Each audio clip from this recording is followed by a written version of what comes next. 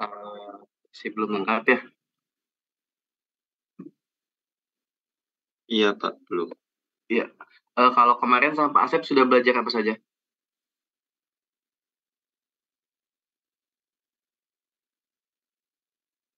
Sudah sebidangnya. Berarti saya yang sebidangnya ya. Iya Pak, Geometri kan? betul. Oke, sebentar.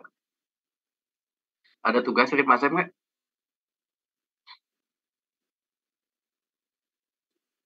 Ada apa sudah dikumpulkan minggu kemarin? Tugasnya apa? Tentang tugas besar ini sih Pak, apa review flyover yang ada di Indonesia. Oke, berarti kalau nanti saya tugasnya simpang sebidang ya. Mungkin bundaran ya. Oh iya Pak. Jadi kan kalau kalau apa? Kalau yang sebidang itu kan namanya apa? Intersection ya. Iya Pak. Kalau yang tas sebidang itu interchange ya. Sebentar, saya buka materi dulu.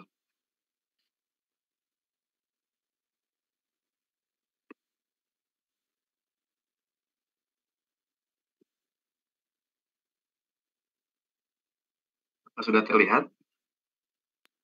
Sudah, Pak. Ada Pak. Oke. Jadi mata kuliah rekayasa jalan 2. Jadi sekedar cerita dari kode ini kan 16 ya. Jadi ini kurikulum lama karena RPA. Kalau yang reguler sudah tidak ada mata kuliah ini, tapi namanya perencanaan geometrik simpang yang kurikulum MBKM 2021 ya. Makanya ini kelasnya kan khusus ini saja karena ini pakai kurikulum yang lama gitu. Prodi D4 TPJJ semester genap 2022-2023. Kita kuliah setiap hari Selasa. Mungkin karena ada yang pergi kantor ya, jadi saya bikin 7.30 aja ya. Kalau jam 7 mungkin ada yang masih di jalan. Saya khawatirkan ada yang bekerja ya. Iya Pak. Iya Pak. Oke. Kemudian untuk dosennya itu Pak Asep sudah masuk, berarti tinggal saya. Mungkin saya dari 7 kali pertemuan, kemudian UAS ya. Seperti ini mungkin jadwalnya. Ini rencana jadwal kita, tapi nggak tahu nanti kalau ada revisi dari Polban ya. Jadi kabarnya itu si libur lebarannya mau dibikin 2 minggu seperti ini. Jadi kemungkinan nanti kita akan UAS di tanggal 16 Mei ya. Tolong diperhatikan kalau nanti misalkan udah saya kasih tugas, waktunya jangan sampai kelewat ya. Karena kalau UTS telat ngumpulin tugas masih ada waktu ya. Tapi kalau UAS kan habis ya. Karena setelah tanggal 16 tuh saya harus memasukkan nilai. Kalau tidak dikunci ya, tidak bisa masukin nilai lagi. Tapi kalau telat masukin nilai tugas di UTS kan masih bisa dilanjut di sini masukkan kan. Jadi tolong diperhatikan waktunya ya. Iya Pak. Nah kemudian ini topik perkuliahan rekayasa jalan 2. Mungkin yang dari Pak Asep sudah ya, rencana geometri simpang atau sebidang.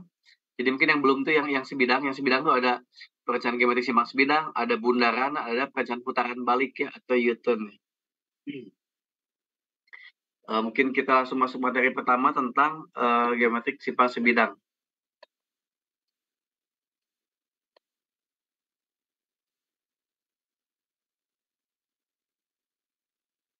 Sudah terlihat? Terlihat, Pak. Oke. Mungkin sehari-hari sudah biasa ya kalian melihat simpang sebidang ya. Cuman karena mungkin belum belajar, jadi belum tahu bagian-bagiannya terus harus seperti apa sih simpang tuh. Memang sih banyak simpang yang, oh iya betul, bentuknya simpang, bagus, tapi ternyata tidak memenuhi syarat ya. Nanti di mata kuliah ini kita pelajari seperti apa sih simpang yang tidak memenuhi syarat ya. Contohnya kalau datang ke kampus Puaban, kan banyak simpang-simpang kecil sehari jadi itu ya. Sebenarnya sih kalau yang orang awam bilang betul kok itu simpang, bentuknya bagus, tapi ketika dicek ternyata tidak memenuhi syarat. Nah, syarat apa saja nanti habis kuliah ini pasti paham semuanya. Pertama ini bentuk persimpangan. Jadi persimpangan itu ada persimpangan prioritas. Ada yang sudah pernah lihat seperti apa? Atau contohnya di mana? Jalan ini Pak. Jalan nasional bukan? Kalau jalan nasional sebenarnya sih seharusnya sih tidak boleh terganggu ya. Tidak boleh banyak simpang. Jadi simpang prioritas begini, contoh yang terdekat dari kampus ya. Kalau kita dari arah Maranatha ya, Jalan Surya Sumantri, mau belok ke BTC Pasteur, ada Honda ya, belok kiri tau? Tahu, Pak. Nah, Iya, Pak. di situ kan ada fasilitas apa namanya left turn on red ya. Kalau orang awam bilang mah belok kiri jalan terus ya, atau belok kiri langsung ya. Iya, Pak. Nah, di situ bisa lihat di pos polisi ada marka kalau tidak salah kalau nggak tulisan stop tulisan atau bentuk segitiga terbalik. Nah, Oh, iya, itu Pak. artinya simpang prioritas. Jadi dia diaturnya hanya pakai rambu saja. Jadi jalan lalu lintas jalan minor itu harus mengalah ketika jalan mayor lagi ada yang lewat. Kan. Cuman kebanyakan orang itu tidak paham ya. Karena mungkin sebagian besar orang Indonesia bikin SIM-nya mungkin tidak ujian ya. Sebenarnya kalau bikin SIM-nya ujian, ada soal-soal seperti itu, soal-soal rambu ya. Atau saya yakin mungkin kalian juga bikin SIM-nya nembak mungkin ya. Iya, Jadi Pak. mungkin bisa sekali-kali main ke taman lalu lintas, nggak usah malu ya. Kalau yang punya anak, pura-pura aja bawa anak, padahal pelajari rambu-rambu gitu ya. Jadi taman lalu lintas Bandung itu buat belajar seperti apa, ada persimpangan, traffic light, tapi dalam skala kecil ya, bukan skala nyata ya. Ada rambu-rambu. Itu contoh simpang prioritas. Kemudian ada simpang dikendalikan oleh apil, atau orang awam bilangnya lampu stopan. Kemudian ada bundaran. Nah, ketiga ini adalah simpang sebidang namanya. Dan yang lebih tinggi lagi ada persimpangan tidak sebidang atau simpang susun. Bisa ke atas, bisa ke bawah ya. Bisa overpass, bisa underpass ya. Atau flyover tunnel ya. Nah ini, tadi kan ada 4 jenisnya simpang ya. Nah, kita lihat di sini. Kapan sih kita menentukan simpang itu diatur dengan apa ya? Jadi ada grafiknya. Caranya dengan membandingkan volume lalu lintas di Jalan Mayor ya dalam satuan kendaraan per hari dengan volume lalu lintas di Jalan Minor. Ya, jadi kalau dilihat mungkin kalian mulai bisa mengkritisi bahwa pemerintah bikin flyover apakah perlu atau tidak. Kan bisa dicek sebenarnya.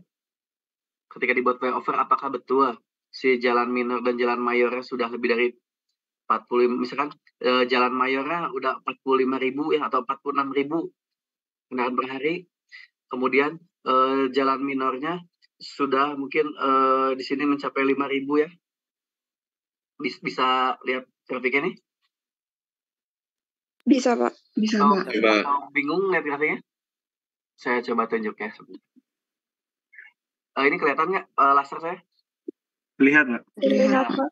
Misalkan di Jalan Mayornya sudah 46.000 ya kendaraan per hari.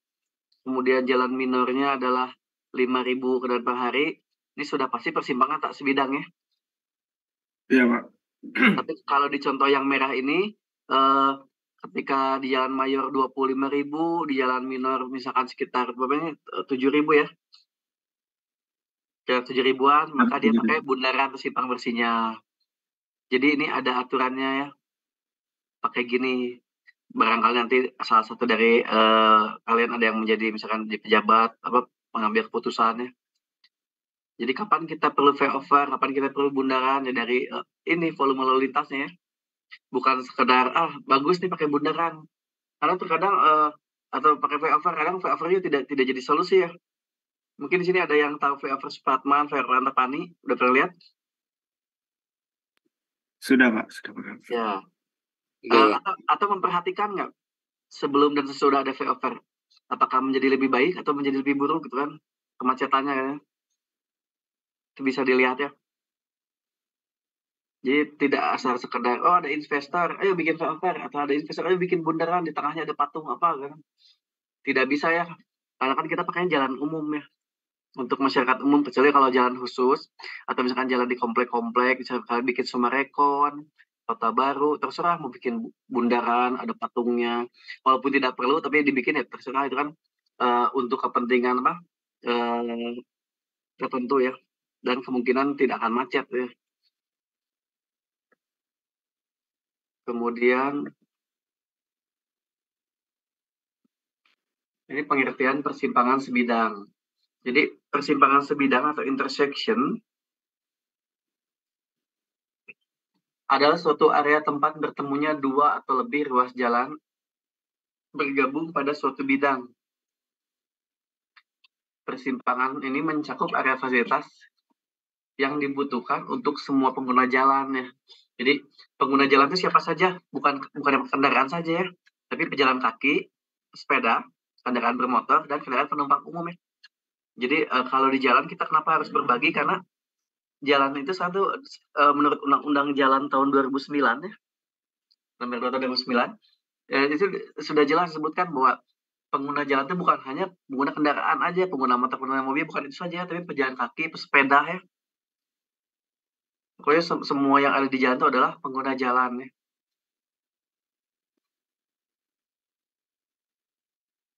Nah, ini tipe pertimbangan sebidang. Ada yang pertemuan 3 kaki atau simpang 3 ya. Ada yang bentuknya T ya, T-junction. Ada yang bentuknya ini bersudut simpangnya, simpang T-nya bersudut ya. Ada juga yang Y. Kemudian ada simpang 4 yang plus gini, ada yang offset ya. Mungkin yang offset dekat Pelabuhan ada ya, di apa tuh namanya, Sariwangi ya, yang tanjakan tuh kan. Jadi dia staging ya, dia ada jaraknya gitu. Simpangnya dekat, tapi dia tidak langsung seperti yang kiri ini. Nah, kalau yang ini kan bentuknya enaknya T ya, T junction plus ya. Kalau yang ini dia staging. Nah, ada juga yang seperti ini, yang bersudut. Nah, ada juga ini yang simpang kakinya banyak, misalnya simpang 5, simpang 6 ya. 5 leg atau 6 leg ya. Jadi yang tidak ada itu perapatan 5 ya. Hanya di Bandung yang ada perapatan 5 ya. Yang betul itu adalah simpang 5. Ya. Pernah dengar kan kalau orang Bandung kan bilang perapatan 5 aja, daerah Kosambi itu. Iya Pak, pernah dengar. Ya perapatan mah ya 4 ya. Iya Pak, betul. Kemudian kan orang Bandung kan badai masyar blue jean tapi hitam gitu ya. Blue jean mah kan biru jelas ya. Iya Pak. Ini ketentuan umum perencanaan geometrik persimpangan sebidang.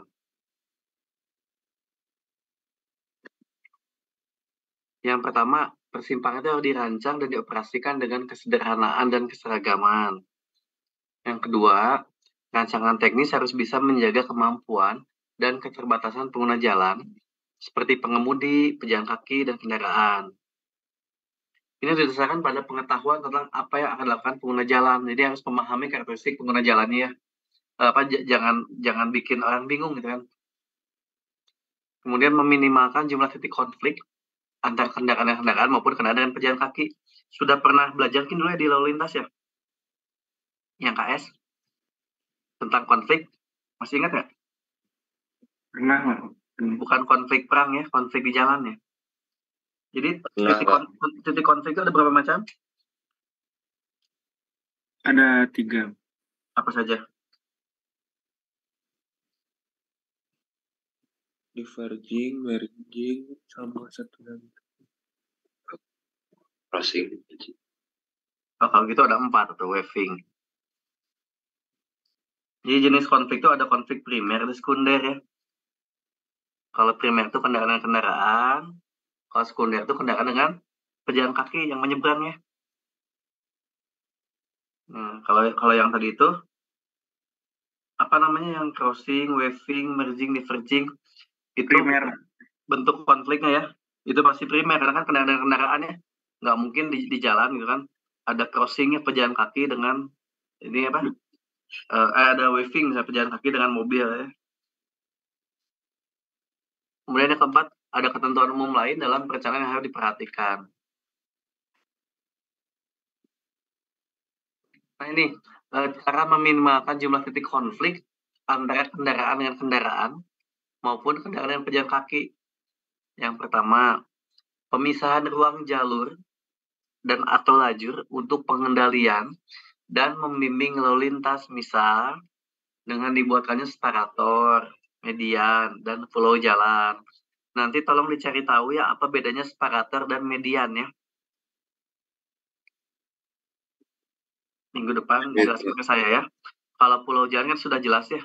Pulau jam tuh bisa bentuknya segitiga atau apa di simpang. Tapi kan terkadang yang belum belajar atau yang bukan orang transport tuh bingung apa bedanya separator dengan median. Karena fungsinya sama betul ya, membatasi ya. Nah, nanti Betul. tolong dicari ya, boleh cari di Google banyak lah. Separator itu apa, pengertiannya, median itu apa, terus wujudnya fotonya seperti apa ya, minggu depan bahas ya. Kemudian yang kedua, menyediakan ruang tunggu bagi pejalan kaki yang akan menyeberang jalan. Jadi kalau misalkan jalan itu ada mediannya ya,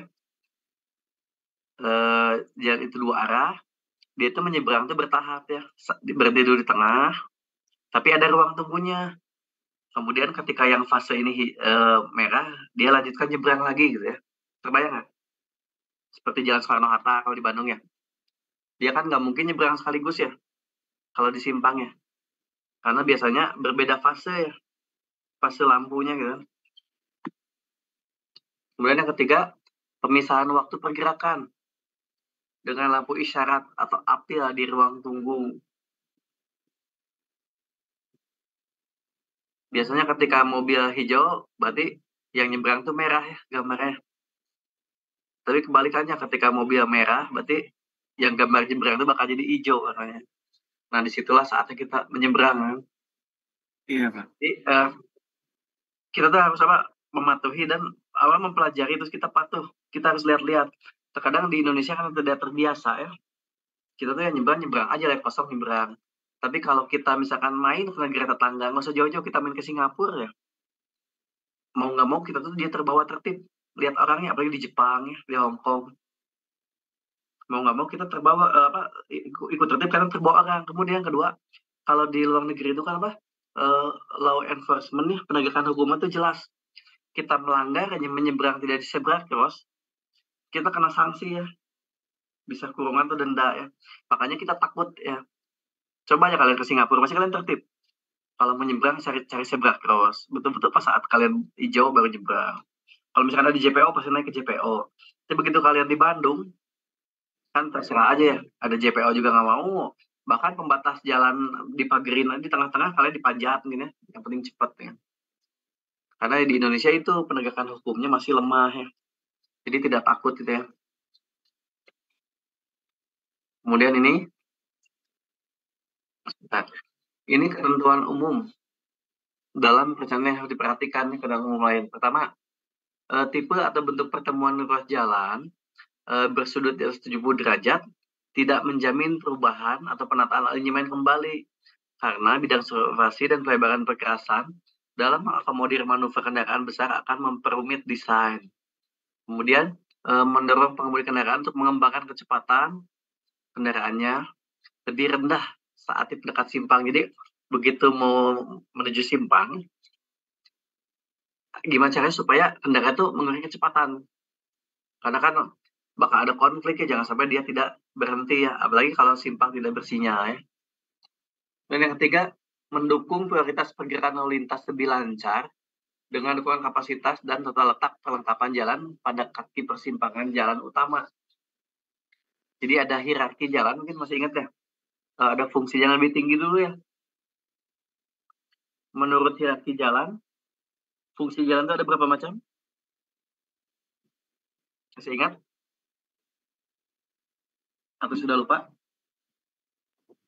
Ada 3, Pak. Apa saja? Arteri, kolektor, sama lokal, Pak. Oke. Arteri, kolektor, lokal, tapi ada juga jalan lingkungan ya. Versi lebih 3 nggak apa-apa. Kemudian yang keempat, mencegah pergerakan lalu lintas yang tidak diinginkan dengan mencegah pengendara mengambil jalur perjalanan yang tidak diinginkan dan mendorong mereka untuk mengambil yang ditentukan. Jadi tidak melawan arah ya. Kemudian memberikan penanda referensi atau petunjuk untuk pengguna jalan dengan referensi yang tepat sesuai peruntukannya, yang mau diberi rambu dan marka ya. Kemudian yang keenam, memberikan peringatan terlebih dahulu untuk perubahan karena ada sesuatu untuk dijalankan oleh pengemudi kendaraan. Jadi misalkan ada penyempitan ya atau bottleneck, biasanya kan ada rambu dulu ya. Atau misalkan mau ada simpang, misalkan ada rambu ya. Harusnya kasih tahu bentuknya, apakah bentuknya simpang pakai 3 atau 4 ya. Tidak boleh tiba-tiba ya. Iya, Pak. Kemudian memenuhi jarak pandang dan kebebasan samping. Nah, ini yang contoh kata saya di sekitar Polban Sari-Jadi banyak ya persimpangan yang gelap ya. Jadi jarak pandangnya tuh sangat pendek ya. Kebebasan sampingnya tidak terlihat, misalkan kalau kita dari Sari-Jadi mau masuk ke jalan Sari Asih ke Polban ya. Itu kan jarak pandangnya sangat pendek ya. Ada pos ojek gitu nggak? Iya. Ada pos ojek lah kalau kita mau belok kiri itu ya. Ya banyak lah di Bandung jalan seperti itu ya. Seharusnya itu tidak ada. Bahkan seharusnya bangunan-bangunan pun lebih mundur ya daripada saat ini ya. Karena kan bangunan-bangunan yang sangat maju ya di pinggir jalan banget gitu kan, menyebabkan jarak pandang kita itu jadi lebih pendek ya. Kan dia menghalangi ya. Sebenarnya ada aturan bangunan tuh ya. Misalkan kalau rumah kita pinggir jalan tuh sebenarnya kan ada yang bisa minimal 4 meter ya dari jalan, bangunan itu tidak boleh langsung di pinggir jalan itu. Terus pagar itu nggak boleh tinggi, nggak boleh gelap, misalnya nggak boleh tembok, harusnya berkisi supaya bisa ada pandangan tembus kan. Cuman di kita karena tidak ditegakkan aturannya ya, jadi ya bebas semaunya ya. Kemudian terakhir, kapasitas dan radius belok kiri persimpangan memenuhi kebutuhan kendaraan rencana ya. Jadi kalau belok kanan kan bisa mengambil ngawahan ya. Tapi kalau belok kiri kan susah ya, patah ya. Jadi ini perlu radius yang saya bilang tadi, yang kenapa di Sari-Jadi mungkin kalau misalkan dari itu mau belok ke Sari Asih belok kiri ya. Kalau untuk mobil penumpang kan sangat mudah beloknya. Ya masih bisa gitu. Jadi ketika kalian membawa bus atau truk kan agak sulit ya untuk berbelok. Jadi harus dicek juga kapasitas dan radius belok kiri di persimpangan ya. Sangat penting ya. Kalau di Indonesia mungkin radius belok kiri ya. Tapi kalau di luar negeri yang lajur kanan sebaliknya mungkin ya. Nah, ini adalah desain jalan berkeselamatan. Jadi ada aspek yang dapat mencegah terjadinya kecelakaan, yaitu geometrik jalan, perlengkapan jalan, dan pengendalian. Ini adalah prinsip jalan berkeselamatan. Ini jangan lupa ya, ada 3. Yang pertama, self-explaining, atau infrastruktur jalan yang mampu memandu pengguna jalan tanpa komunikasi. Yang kedua, self-enforcement, yaitu infrastruktur jalan yang mampu menciptakan kepatuhan tanpa peringatan. Yang ketiga, forgiving road, yaitu infrastruktur jalan yang mampu meminimalisir kesalahan pengguna jalan dengan meminimalisir tingkat keparahan korban. Jadi kalau nanti ditanya, prinsip jalan berkeselamatan, ini ngambil mata kuliah keselamatan jalan nggak? Ada, Pak, di semester 1. Sudah. Sama kan Sudah. seperti ini kan diajarkan yang 3 ini. Sempat diajarkan. Ada diajaran. Contoh-contohnya ada. Ada, Pak, kayak yang misalkan memaksa untuk memperlambat kendaraan yang kayak gitu. Oke ya, jadi saya nggak usah kasih gambar-gambar lagi ya. Karena kan di mata kuliah sebelumnya sudah ya. Ya, Pak. Ini pembangunan infrastruktur jalan berkelanjutan. Jadi ada kriterianya seperti ini. Pertama, trase jalan sesuai dengan peruntukan lahan yang semestinya ya, tata ruangnya. Kalau lihat di Bandung saja, tata ruangnya sudah tidak jelas ya. Jadi percuma Bapeda membuat RT RW. Contoh lihat Jalan Riau. Misalkan kalau dicek fungsinya apa sih Jalan Riau ya? Ternyata Jalan Riau itu ada apa saja sih kegiatan itunya, tata gunanya? Pertokoan, Pak. Pertokoan. Ya, pertokoan, rumah sakit ya, sekolah ya. Iya, Pak. Pokoknya mix ya. Sama seperti Jalan Dago ya, kalau tidak salah Jalan Dago itu kan pemukiman, sekarang berubah ya. Jadi segala ada gitu. Iya, Pak, betul. Iya, Pak, betul. Ya, jadi kalau negara atau kota yang bagus itu biasa dia tertata. Kalau kita main ke luar negeri ya, yang namanya kampus-kampus tuh ya seperti itu udah pindah ke Jatinangor kan. Kalau kita ke sekolah di Singapura ya nggak ada kampus di kota. Kampus itu jauh dari kota ya. Jadi betul-betul ini adalah pusat sekolah ya. Atau di Ambon lah, di Ambon tuh kan ada 2 pulau. Yang pulau satu itu buat kampus-kampus, sekolah-sekolah, yang satu lagi pulau seberangnya buat tempat tinggal. Jadi dia tata ruang sudah jelas ya, tidak mix seperti di kita. Kemudian menjaga gangguan deviasi perubahan gangguan lahan sisi jalan. Kalau di Indonesia kan sisi jalannya kan hidup ya. Bisa dibilang segala ada warung, ada tambal ban ya. Ada warung kopi dan macam-macam. Kemudian menjaga penambahan dan perubahan akses jalan dan lahan. Jadi jangan sampai misalkan ini jalan awalnya ada 3 simpang tuh kecil-kecil, tiba-tiba dalam setahun jadi 7 simpang, jadi nambah akses baru ya. Sebenarnya kan makin banyak simpang kan makin banyak konflik ya. Kalau makin banyak konflik kan bisa kecepatan berkurang ya. Terus resiko kemungkinan celaka juga ya, jadi makin tinggi ya. Iya Pak, betul. Kemudian yang keempat, meminimalkan gangguan terhadap konsep drainase dan topografi alami ya, seperti kerusakan, banjir, dan polusi. Nah, yang kelima, menjaga peranan fungsi dari jalan. Jadi biarkanlah jalan itu untuk pengguna jalan ya, bukan untuk berjualan ya. Kalau di Bandung kan, kalau hari Minggu daerah Gasibu itu kan udah habisnya dipakai jualannya.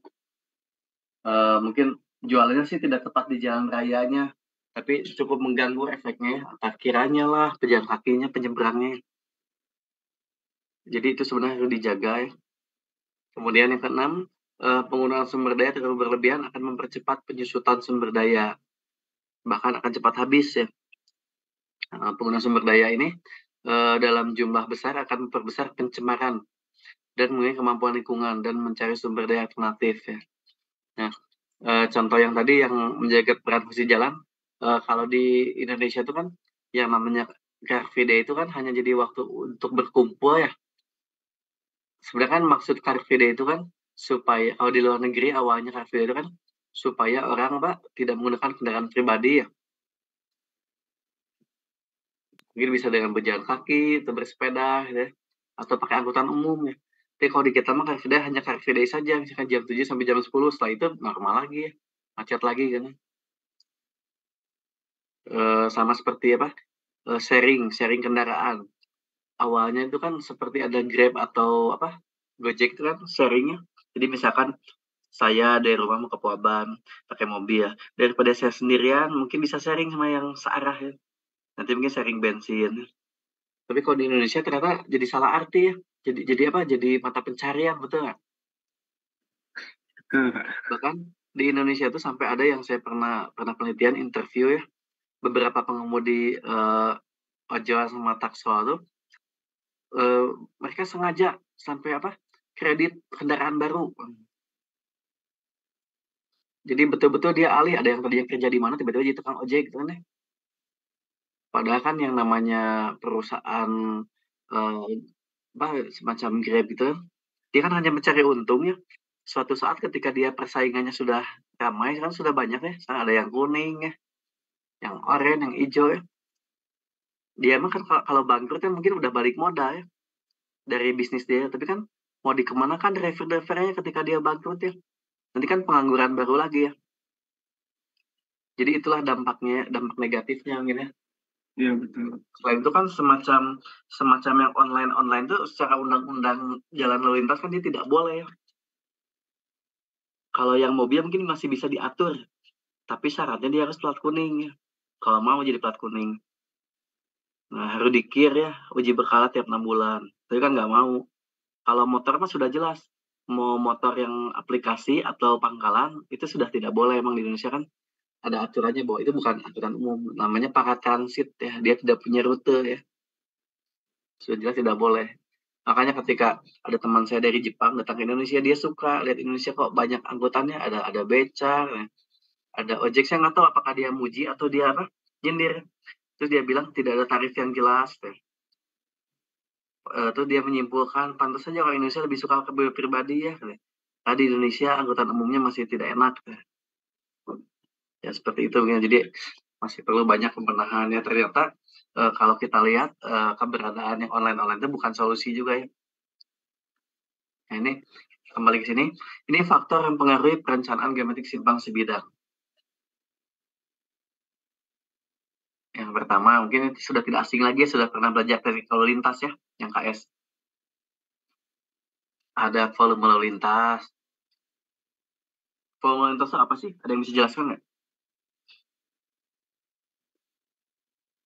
Gimana, Pak? Volume lalu lintas itu apa?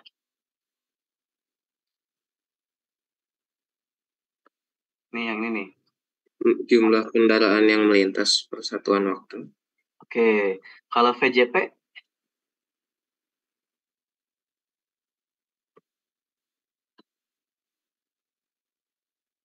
Apa? Kalau berjalan perjalanan apa? Volume yang direncanakan, Pak, sebelum dibangun jalan untuk setiap jamnya. Apa bedanya dengan volume lalu lintas VJP? Silakan kalian boleh mencari lewat Google atau lewat apa, daripada tidak tahu ya. Karena sudah modern, sambil mencari aja. Ketika terkunci di Google volume lalu lintas, volume jam perencanaan, itu pasti ada definisinya apa. Udah nemu?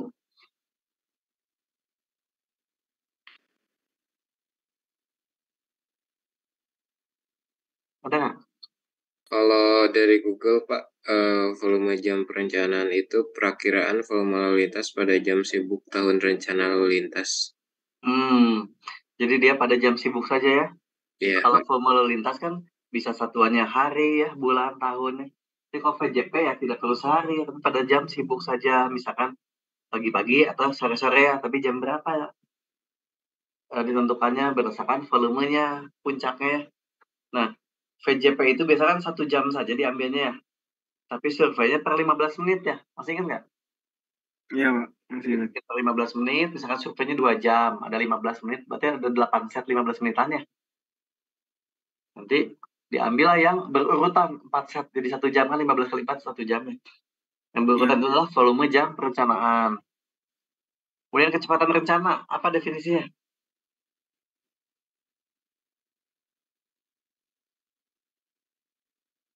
Coba cari Google lagi kalau lupa.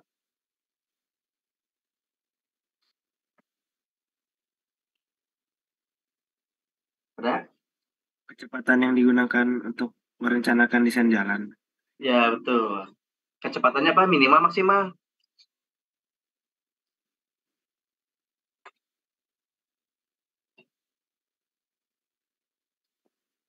Oh, Yuk. maksimal. Ya, nanti jangan terbalik ya.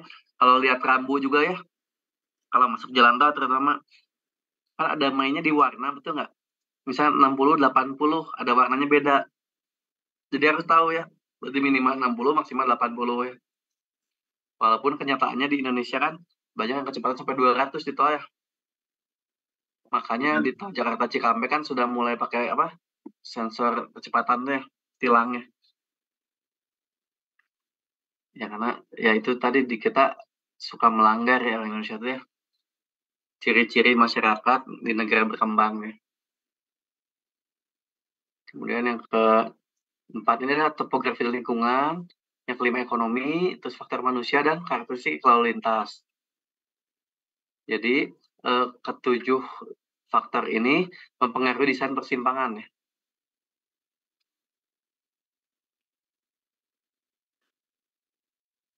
Ini karakteristik lalu lintas. Definisinya karakteristik lalu lintasnya berpengaruh terhadap kerancangan elemen geometrik persimpangan. Karena harus sesuai dengan kebutuhan atau karakteristik lalu lintas yang akan menggunakan. Elemen-elemen geometrik persimpangan itu ada jari-jari belokan. Jangan lupa ya. Ini ada lebar dan jumlah lajur. Ada lajur tunggu untuk belok. Ada lajur percepatan, pelambatan, dan taper. Jadi kalau tidak tahu artinya silakan dicari. Misal taper itu apa? Cari di Google ya. Kemudian ada area lintasan kendaraan membelok atau turning pad. Kemudian ada jarak dan kebebasan pandang dan kelandaian persimpangan. Kemudian ini volume lalu lintas apa? Volume lintas adalah jumlah kendaraan yang melewati suatu titik tertentu pada suatu jalan dalam suatu satuan waktu ya. Bisa detik, menit, jam, dan hari. Itu digunakan untuk penentuan jumlah dan lebar lajur. Nah, ini yang tadi VCP atau volume jam perencanaan adalah volume lalu lintas dalam 1 jam yang digunakan sebagai dasar untuk perencanaan geometrik jalan. Ini caranya nih. Jadi mencaca kendaraan tiap jam yang lewat. Kendaraannya apa saja? Kendaraan bermotor. Ada 8 golongan. Kemudian volume lalu lintas tiap jam dinyatakan dalam persen LHR atau lintas harian rata-rata. Kemudian dalam 1 tahun didapat data sebanyak 365 kali 24 ya. 365 itu jumlah hari dalam setahun rata-rata ya. Dikali 24 itu jumlah jam dalam 1 hari ya. Iya. Jadi 8.760 jam setahun tuh ya. Kemudian data diurutkan dari terbesar sampai yang terkecil. Dimulai data terbesar disebut dengan jam ke-1, ke-2, dan seterusnya. Kemudian digambarkan hubungan antara jam ke berapa dan volume lalu lintas dalam persen AHR. Maka akan didapat garis lengkung nanti. Seharusnya sih sudah ya di mata kuliah teknik lalu lintas ya. Kemudian kecepatan rencana. Ini kecepatan rencana adalah kecepatan yang dipilih sebagai dasar perencanaan geometrik jalan yang memungkinkan kendaraan bergerak dengan aman dan nyaman dalam kondisi cuaca yang cerah, lalu lintas yang lengang, dan pengaruh samping jalan yang tidak berarti. Nah, kalau di Bandung mungkin cukup berarti ya pengaruh samping jalannya atau side frictionnya, hambatan sampingnya. Karena Iya. segala ada ya. Ada yang jualan, ada yang mohon maaf ya seperti Gojek ya, main handphone mungkin lagi baca ada pesanan apa, tapi motor itu kadang menghalangi gitu ya, nggak ke pinggir dulu gitu, dan lain sebagainya. Kemudian ini kendaraan rencana. Kendaraan rencana adalah kendaraan yang berat, dimensi, dan radius putarnya dipilih sebagai acuan dalam merancang geometrik jalan agar dapat menampung kendaraan dari tipe yang telah tentukan. Misalkan, kan jalan Indonesia ada golongan 1, ya golongan 2, golongan 3 jalan tuh ya. A, B ya. Iya, Pak. Kalau golongan 1 mungkin dia bisa kendaraan besar ya. Jadi kendaraan rencananya adalah truk semi-trailer misalnya. Kan kalau yang besar sudah lewat, pasti lebih kecil pada bisa lewat ya. Nah, Iya. definisi seperti itu ya. Jadi desain jalan itu harus sesuai. Kendaraan yang lewatnya sesuai dengan peruntukannya. Misalkan kalau jalan-jalan di Ciwaruga kan, itu kan harusnya kan buat kendaraan kecil saja ya. Itu mobil penumpang, tapi ternyata masih truk juga lewat ya. Jadi kendaraan satu Ya, ada 3 macam. Ada kendaraan kecil, sedang, dan besar. Kemudian, yang itu tadi kendaraan rencana itu dipilih berdasarkan apa? Berdasarkan fungsi jalan. Jalannya apa? Apakah arteri, kolektor, atau lokal? Kemudian jenis yang dominan pakai jalan tersebut ya. Misalkan kalau di daerah wisata, seharusnya sih bisa dilewati oleh bis ya. Contoh kemarin lagi viral itu kan Jalan Susan Bajuri macet total. Karena ada 2 bus pariwisata berpapasan. Ya itu kan memang yang salah siapa? Apakah jalannya atau yang bukan tempat wisata ya? Yang saya bilang tadi, tata gunanya sudah berubah. Kadang Ya. bukan objek wisata di jalan-jalan yang sempit ya. Tapi ada contoh yang bagus. Kalau Dago Dream Park ya. Kalau Dago Dream Park, dia sudah menetapkan bis itu berhenti di terminal Dago. Nanti dari situ ada shelter ya. Dia shelter itu berupa angkot-angkot. Kan angkot itu sekarang udah mulai sepi ya, tidak digemari lagi ya. Semenjak motor cicilan 500.000 bisa dibawa pulang ya. Angkot itu sepi. Jadi setiap ada tamu, kalau weekend tuh saya lihat kan tamu-tamu Dream Park tuh ada diarahkan oleh security bahwa bis itu masuk terminal Dago, parkir di sana. Nanti naik shuttle itu berupa angkot-angkot itu ya, masuk ke dalam ke jalan Dago itu ya. Itu sudah cukup solusi walaupun ternyata bikin macet ya. Karena itu kan peruntukannya perumahan. Tapi kan kalau yang angkotnya lewat mungkin dalam 1 jam bisa ratusan ya macet juga ya. Ini yang tadi turning pad ya atau area lintasan kendaraan. Ini contoh untuk mobil penumpang. Yang kiri ya.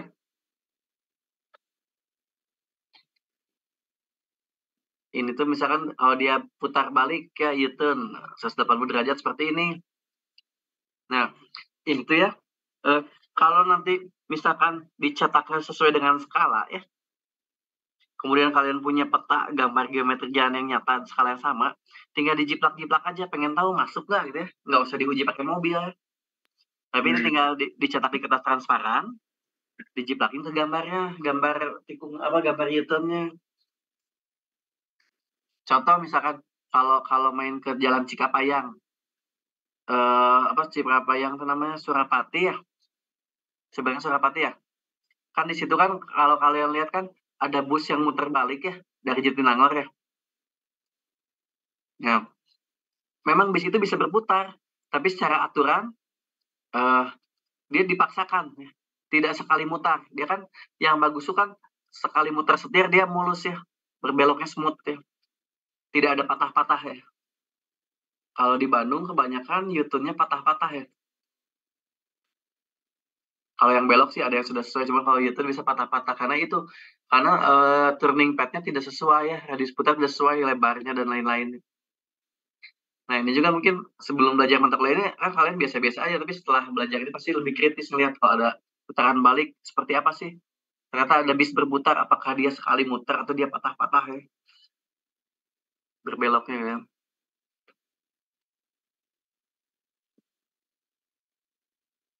Ini topografi dan lingkungan. Jadi topografi atau golongan medan merupakan faktor penting dalam perencanaan geometrik jalan, khususnya dalam menentukan lokasi jalan, trase, dan bentuk alinyemen. Jadi topografi itu biasa dilihat di peta kontur gitu ya. Masih ingat dulu kan bikin peta kontur kan? Di mata kuliah survei pemetaan ya? Iya Pak, betul. Iya Pak. Ya, jadi topografi itu lihat di peta kontur biasanya. Jadi peta topografi itu memperlihatkan konturnya seperti apa ya. Kalau konturnya semakin rapat, berarti jalannya apa? Ya, terjal ya. Karena kan dia banyak perbedaan ketinggian. Ya. Tapi kalau konturnya jarang-jarang, berarti jalannya landai ya.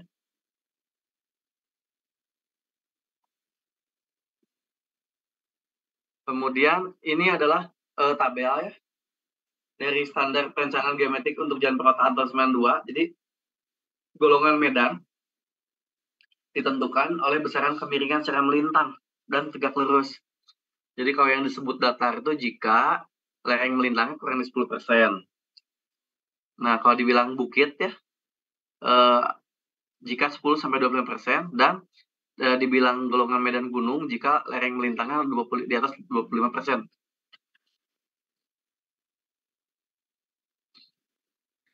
Kemudian tadi ekonomi adalah faktor ekonomi terkait dengan manfaat yang akan didapat ya. Yaitu dengan dibangunnya persimpangan tersebut dapat memberikan keuntungan yang sepadan untuk lalu lintas pengguna jalan. Jadi kan kalau sebagai pemerintah kalau membangun infrastruktur itu kan harus pakai layak ekonomi ya. Jadi jika ini dibangun misalkan ya, seberapa besar manfaat ya yang dirasakan oleh pengguna atau masyarakat ya. Lain halnya kalau swasta ya. Kalau swasta kan kelayakannya finansial ya. Jika dia membangun infrastruktur ya, seberapa besar keuntungan yang diperoleh perusahaan ya. Makanya bedanya proyek pemerintah dengan proyek swasta ya. Pemerintah itu ekonomi, dasarnya kelayakan ekonomi, kalau swasta itu kelayakan finansial ya. Kemudian kendali lalu lintas, jadi semua persimpangan harus dirancang dengan asumsi bahwa salah satu jalan yang memotong mempunyai prioritas ya. Kecuali jika simpang tersebut bersinyal.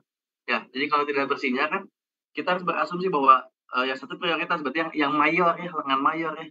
Itulah prioritas ya, atau jalan yang kelas fungsinya lebih tinggi, itu mayoritas. Kemudian jalan prioritas atau jalan mayor itu biasanya memiliki standar desain yang lebih tinggi dibanding jalan minor. Ya, kalau misalkan kalian keluar kota tuh, kan nggak tahu, saya bukan daerah saya, misalkan main ke Jawa Tengah atau Jawa Timur ya.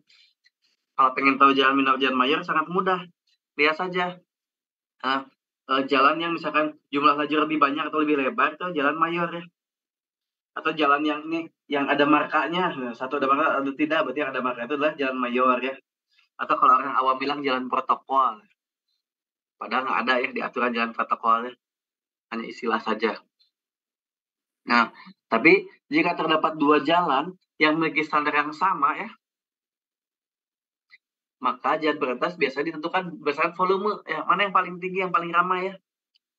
Kalian pernah kesasar ya di satu daerah yang tidak kalian tahu daerahnya. Ikuti saja kemana ramainya gitu ya. Kendaraan ramainya kemana, itulah jalan mayor ya, pasti keluar dari daerah situ ya. Oh ternyata ada simpang 4 tuh. Kalau belok kanan, belok kiri itu sepi. Kalau lurus tuh ramai, berarti ikutinnya lurus. Kalau lurus berarti dia jalan rayanya itu, keluar itu gitu ya.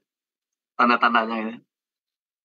Kecuali kalau kalian mau mencari alamat ya, belum tentu jalan mayor, siapa tahu rumah di jalan minor ya. Jadi kalau ingin keluar dari suatu lokasi jalan tersebut, bingung gitu ya. Karena pengalaman saya dulu waktu saya masih kuliah 1, kan saya belum paham yang gini-gini ya, masih tingkat 1, tingkat 2. Saya tuh mau pulang dari soreang, dari rumah temen jam 10 malam, saya ikutin tuh angkot. Ternyata tanpa disadari karena percaya dengan angkot ya, saya ngeliat kanan kiri, makin ke dalam ternyata angkot tuh masuk garasi, dia mau pulang. Setelah saya buka jendela, kanan kiri saya sawah dan kolam. Waduh, terpaksa saya mundur, sangat jauh kan jalannya sempit ya. Ternyata si angkot tuh mau pulang ke rumah. Supir angkot nanya, balik ke mana, Cep? Sambil menutup garasinya pakai bambu, anyaman bambu. Itu salah ternyata. Saya pikir angkot tuh pasti bakal ke kota, kan tulisannya Soreang Bon Kelapa ya. Ternyata dia pulang ke rumah ya. Jadi nanti caranya begitu tadi ya. Dilihat jalan mana yang ramai atau jalan mana yang ada markanya atau lebih lebar ya. Ya kelihatan lebih bagus ya. Itu adalah jalan utamanya. Ini ada kapasitas jalan. Kapasitas jalan adalah jumlah kendaraan maksimum yang dapat melewati suatu penampang jalan selama 1 jam dengan kondisi serta arus lalu lintas tertentu. Dinyatakan dengan satuan penumpang per jam. SMP per jam ya? Ada yang tahu SMP per jam? Satuan mobil penumpang, Pak. Ada RPA senior kalian mungkin ya, udah lulus belum ya? Yang dulu di sini ada angkatan 2015 nggak?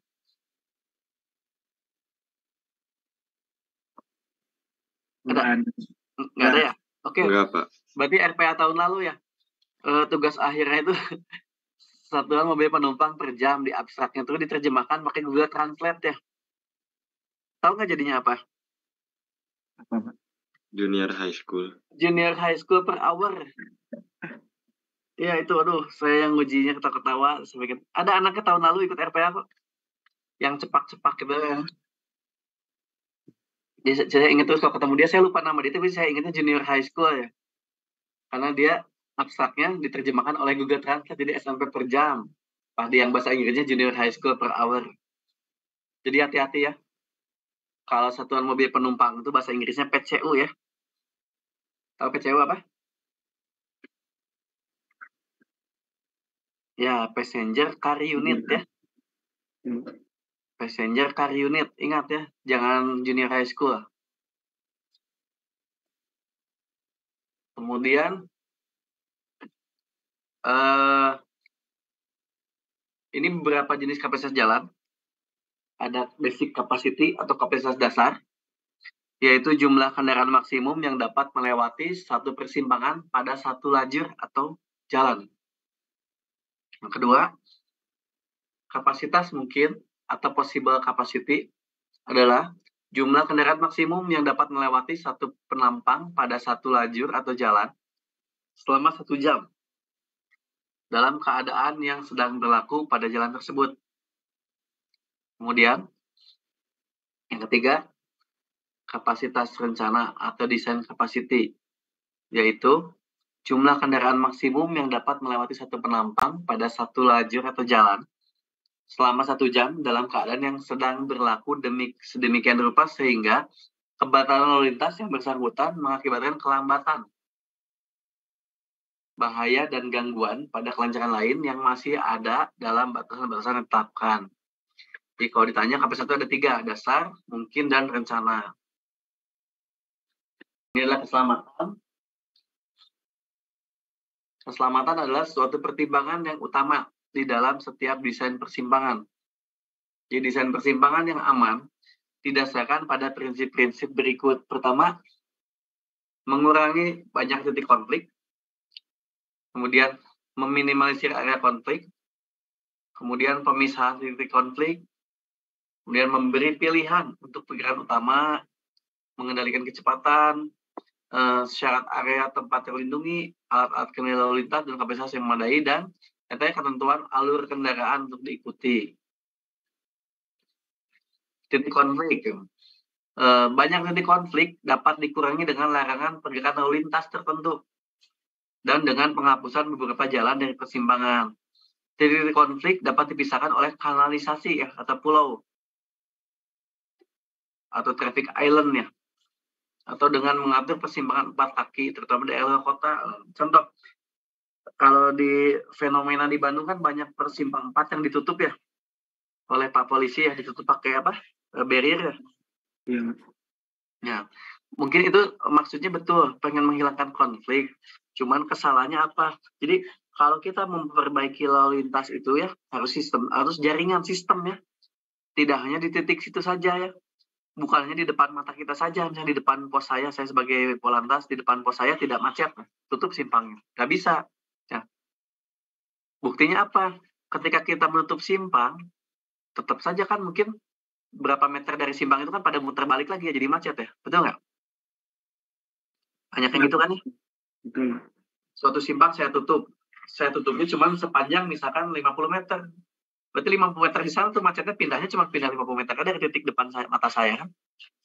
Pada putar balik semua. Nah, kemudian dasar pergerakan persimpangan terdiri dari 4 jenis. Yang tadi yang menyebar, menggabung, memotong, menjalin ya. Apa tadi bahasa Inggrisnya?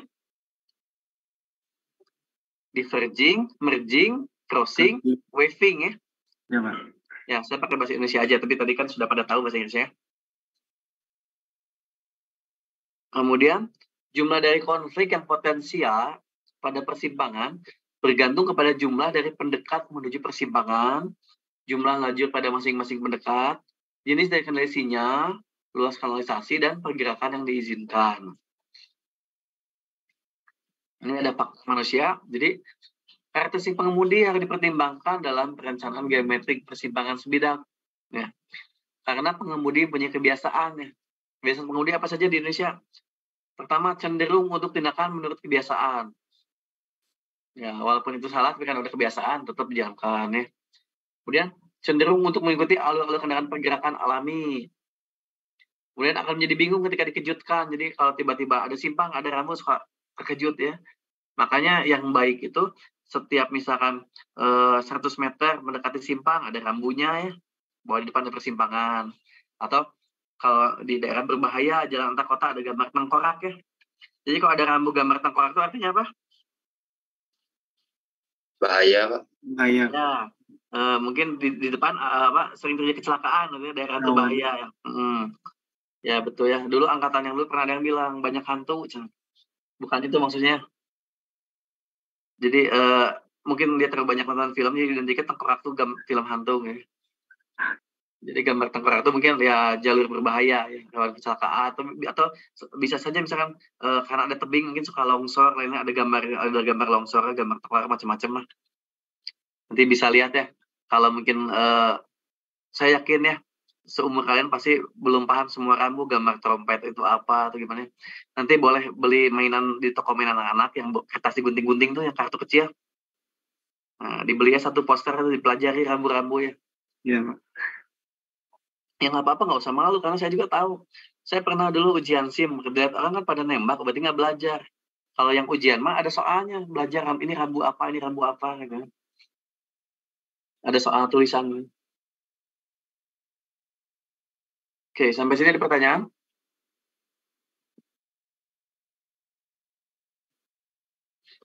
Sementara belum, Pak. Belum ada, Pak. Pertanyaan?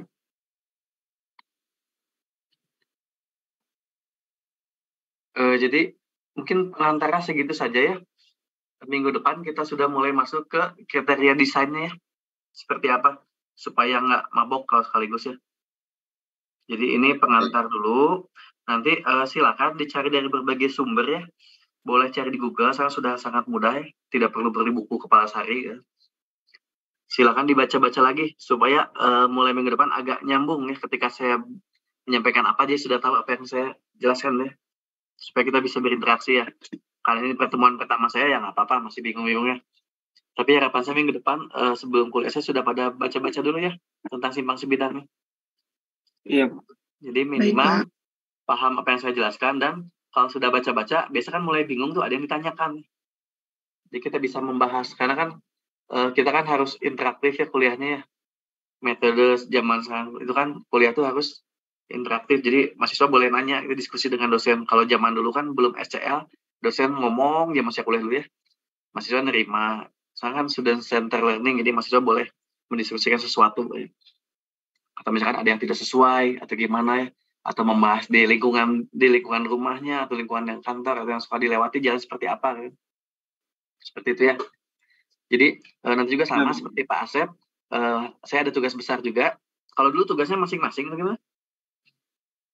Kelompok, Pak. Iya, kelompok ya. Makanya tugas besar pasti kelompoknya. Bisa ngerjain kelompok. Bisa ketemu nanti. Atau gimana? Oh, teori Pak Asep ya. Kalau saya kan biasa tugasnya tuh real ya. Dari kondisi lapangan itu didesain solusi pakai bundaran. Nantilah dibicarakan lagi ya. Iya, Pak. Boleh, Pak. Ya, kalau gitu mungkin kalau tidak ada pertanyaan mungkin untuk minggu ini cukup ya, kita lanjut minggu depan ya. 7:30 lagi. Mulai ke kriteria desain simpang sebidangnya. Iya, Pak. Baik, Pak. Baik, Pak. Pak, sebelumnya mau bertanya dulu, Pak. Ya, silakan. Kebetulan saya PJ-nya, Pak, untuk BAP-nya dimulai pada pukul 7 atau 7.30, Pak? Kalau bikin BAP kuliah sesuai waktu aja. Oh iya, baik, Pak. Jadi kalau kan itu pelaporannya di aplikasi ya. Tetapnya jam 7 sampai jam 10.20 ya.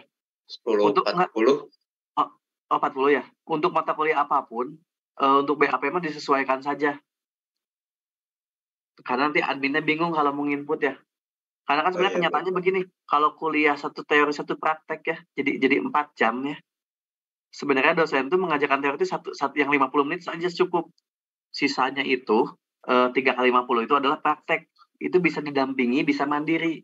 Ya. Itu definisi SKS itu seperti itu. Ya. Jadi mungkin kesalahan di teknik, kebiasaan dosennya karena dosennya tidak meneliti dan tidak mengabdi, ya, tidak pengabdian. Mereka punya waktu menemani sampai 4 kali 50 menit ya. Tapi definisi tidak seperti itu ya. Coba lihat kampus lain. Jadi ada belajar mandiri terstruktur ya. Itu termasuk makanya kalau misalkan kuliahnya 4 kali 50 menit, dosennya cuma 2 atau 3 kali 50 menit ya. Yang 50 menit lagi itu kalian tidak boleh pulang, ya. Tidak boleh keluar kelas ya. Tapi lanjut belajar mandiri atau mereview ulang, mengerjakan tugas ya. Itu yang betul ya. Karena kan ini SKS bukan SMA ya. Iya. Sudah kuliah ya. Ya begitu mungkin yang kesalahan penangkapan orang-orang di politeknik seperti itu kan. Ada pertanyaan lagi? Cukup, Pak. Ya, oke, yang lain gimana nih? Masih pada ada nggak ini? Ibu-ibu mana? Ada, Pak. Masih, Pak. Masih pada ada. Ya kalau gitu sampai ketemu minggu depan ya. Terima kasih. Selamat pagi. Assalamualaikum warahmatullahi wabarakatuh. Terima kasih, Pak. Terima kasih banyak, Pak. Terima kasih, Pak.